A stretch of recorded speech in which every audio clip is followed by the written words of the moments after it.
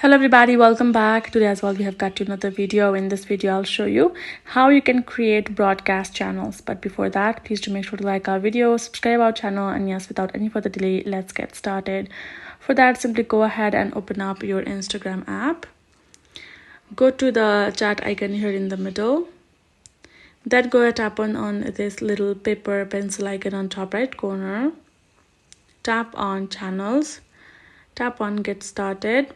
And go ahead, name your channel, add in your channel name, and then go ahead, toggle on pin channel in inbox, so channel on profile, allow members to reply to messages.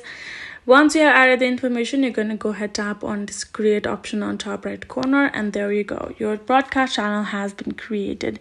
You can once it's done, you can go ahead, change the channel name anytime you want. You can also toggle off the members to reply or not, if you want them to respond to you or not. And that's how you will be able to create a channel and channel name. So hope this video helped. Thank you so much for watching. I will see you guys in our next video.